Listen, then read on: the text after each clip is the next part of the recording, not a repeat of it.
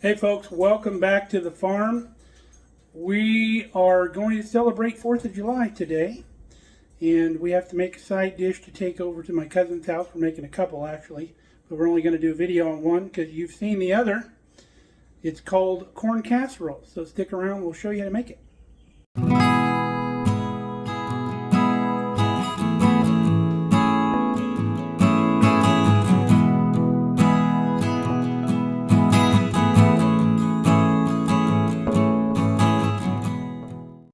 So this recipe goes way back. I got it from a good friend of mine, my buddy Doug.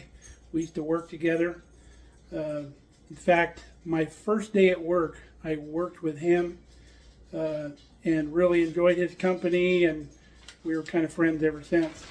But he gave me this recipe.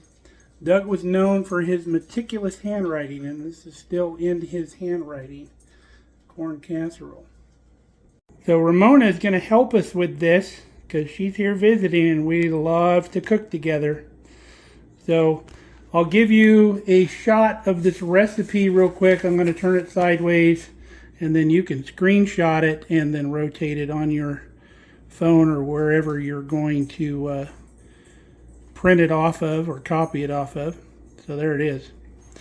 So Ramona, first things first, take your corn, whichever one you want to use first, and dump it into that pan. Kind of spread it around a little bit.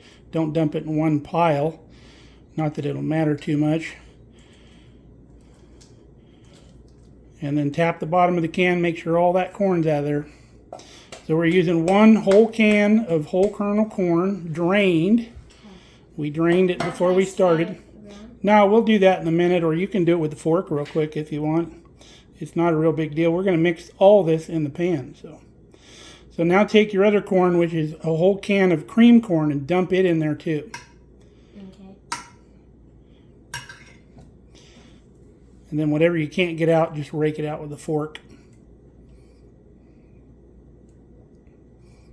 Wow, you're doing great. So get your fork and rake the rest of that out of there.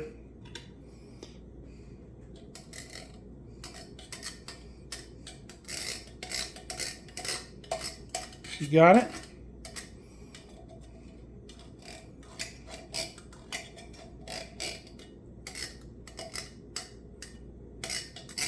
That's good.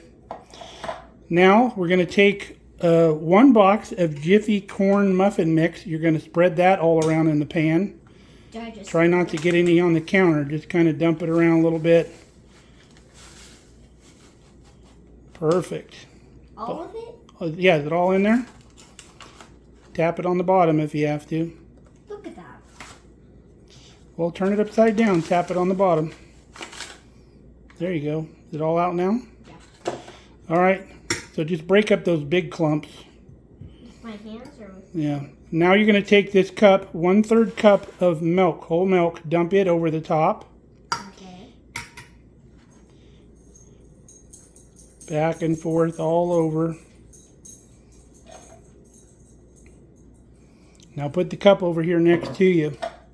So what you want to do now is you want to squeeze enough sour cream in there to where it's about a cup in your cup over here. So look at your 1 cup line. This is a right here? 1 cup measuring cup. Yep. So 1 cup is 8 ounces normally. So squeeze a bunch of that into there until you got a cup. All right, we're going to put our sour cream in now. We've got it all squeezed out into the cup. You're going to need the fork to kind of help it rake it out. Or would you rather have a spatula? Spatula, probably. All right, let me get you a spatula.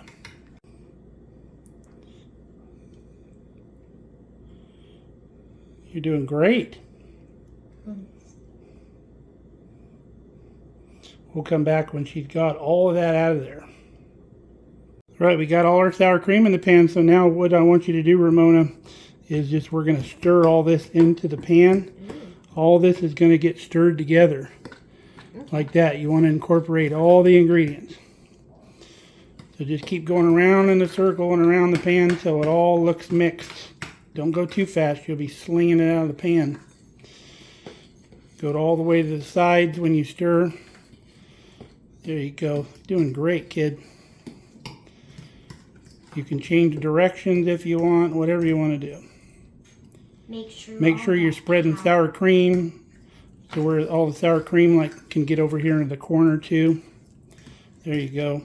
Make sure all of the powder and stuff is mixed in. Yep, you want to mix her up good. It doesn't have to be perfect, but you want a good, even distribution of all your ingredients. Do you know what distribution means? No. It means all over the place. Or to spread things apart, I guess. Okay, like that? We'll come back when we're done. I feel like the white is just in the middle. So she's got her all mixed up. Now she's just kind of patting down the high spots a little bit so it's even in the pan. And we've got a preheated 350 degree oven that we're going to put this in. And it's going to bake for 1 whole hour. Yeah, crazy, huh? All right, we'll get her in the oven. All right, Mona, close her in. We got her in. Use the handle. Make sure you don't touch the inside of the door. Good job. All right, you know how to set the timer? No. So come over here and press this button until it gets to 60. You can hold it down, it'll go faster. 40, 50, flop. Oop, you went too far. Sorry. So if you hold it down, when you get to about 50, you want to stop. And then press it one at a time until you get to 60. Good job. Now press the start button. Excellent. All right, we got an hour to wait.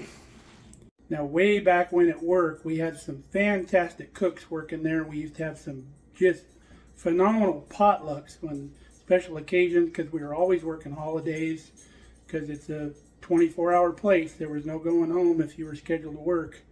But we would always eat good, and Doug used to bring this corn casserole. So every time we had a potluck, that was his thing to bring, and everybody was upset if he didn't bring it because it was that good.